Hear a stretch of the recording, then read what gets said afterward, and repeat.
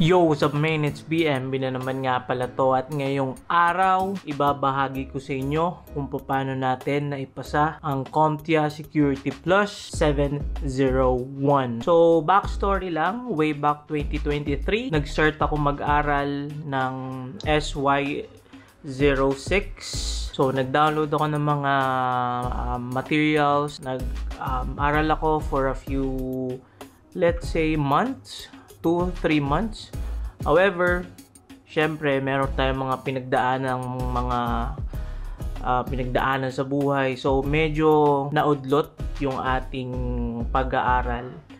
Kaya sabi ko sa sarili ko, once na okay na ang lahat, tsaka tayo mag-take ng exam and then further study. However, that time, pa-expire na rin kasi yung 601. So, parang semi-na-reset yung natin, yung study.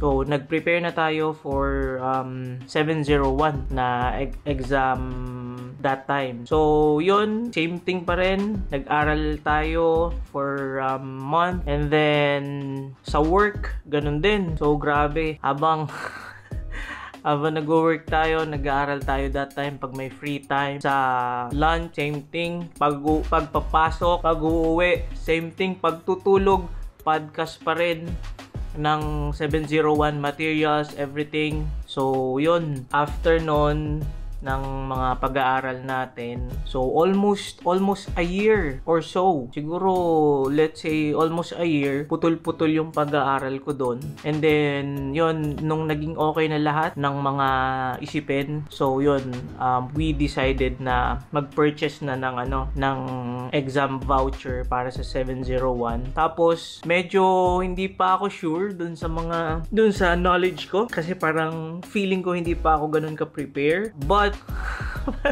parang let's do it, do or die na yon. Tapos yon, medyo alanganin pa rin kasi hindi namin sure ng wife ko na kung mapapalagan ba namin to without yung retake. Kasi two options, pwede kang kumuha ng isang voucher lang, walang retake, or may retake. Pag kinuha mo yung may retake, may plus I think $100.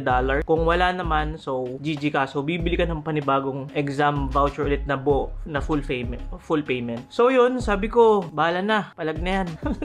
And then bumili kami ng exam. Then yun, that time naman sobrang focus pa rin tayo ng pag-aaral. And then I filed leave, I think 10 days yun. Nag-file talaga ako ng leave para sabi ko sobrang focus ko dun sa 10 days na yun, preparation before my exam. And then mga materials na ginamit natin, unang-una, Udemy, Dion Training, bumili ako nun. And then Dion Training, practice exam, so bumili lang ako ng isa. And then Professor Messer, free lang yun, bumili, nanood lang ako ng mga videos. And then other materials pa, nag-download lang ako ng mga PDF. Pwede nyo namang search yun kung ano yung mga malulupit na mga materials like yung CBEC and then exam digest. Yun yung mga ginawa ko or mga materials ko rin na for diversity lang ng resources. So yun, meron kasi kami sa company na parang website or free resources for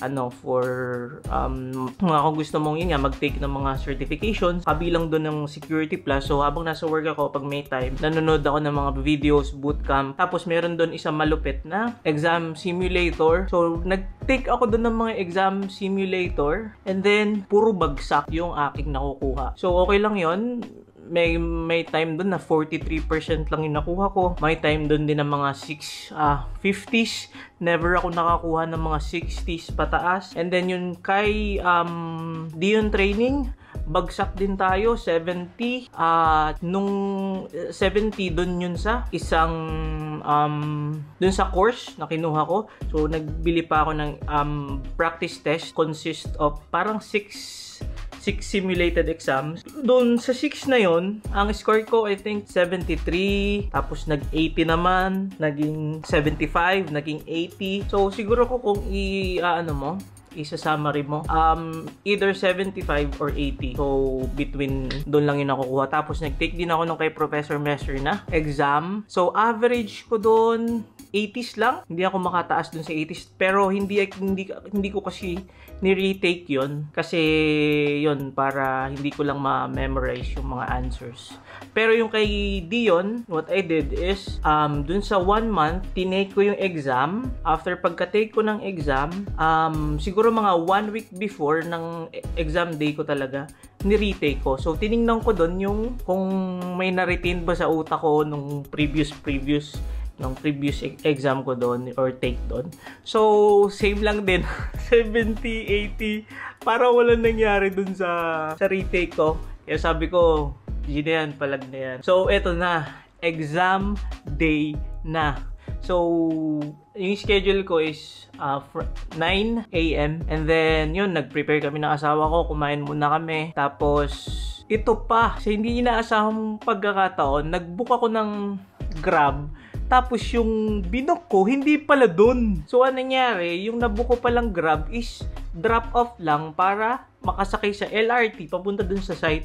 So, medyo alanganin na yung oras namin nung that time. Pero, sige, fast forward na lang. Dumating naman kami sa site na, or dun sa exam center ng saktuhan lang, 10:30. 10:30 ba yun? 9:30 I think.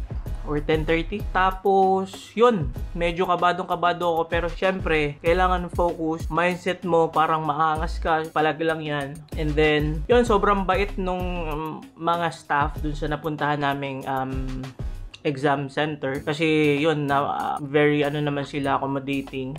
Tapos, yung asawa ko, pwede mag-stay dun sa exam center. Naghintay lang siya dun. And then yun, fill out ako ng mga documents. Sinubmit ko yung papers, yung passport. And then, nag-picture tayo dyan. And then, ayun! Eto na! Exam na. So, nandun ako sa room. Tapos, yun. Exam na ako doon. Yung mga, in terms naman, sa mga questions, madali lang siya compared doon sa tinikong, sa Dion training na practice exam. Mas madali doon sa actual exam. And then, yung PBQs ko, sobrang solid. Sobrang masasabi ko na alam ko.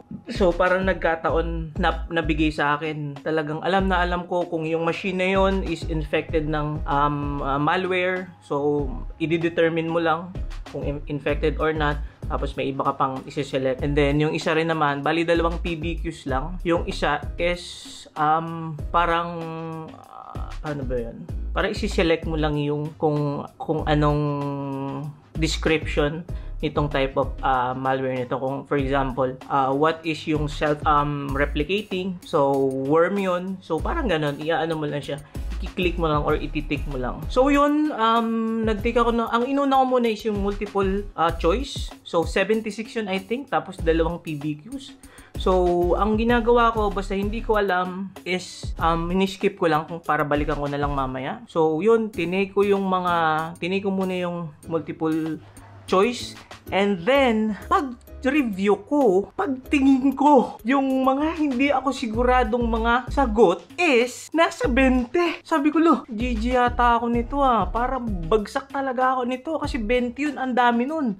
Kung sa 70, so 50, mukhang GG tayo dun. Pero yun, still, focus pa rin.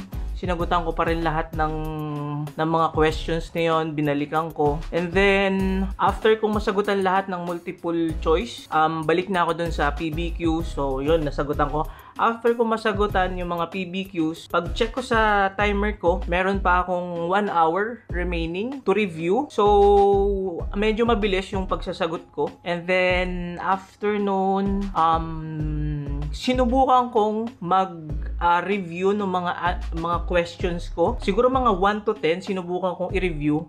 Pero sabi ko, G na yan. Kung para sa akin. Kasi nag-review naman din talaga ako, hindi naman tayo nagkulang. And then, after nun, okay na. Tapos na, submit. Pagka-submit natin, meron pa dong mga survey sa CompTIA, kasama yon. Survey lang. Check mo lang. Tapos medyo, nerve-wracking na yun kasi makikita mo na doon sa, halimbawa, 0 out of 19. So, palapit ka na ng palapit para makita mo na yung exam results. So, next. Nandun na ako sa 19. Next.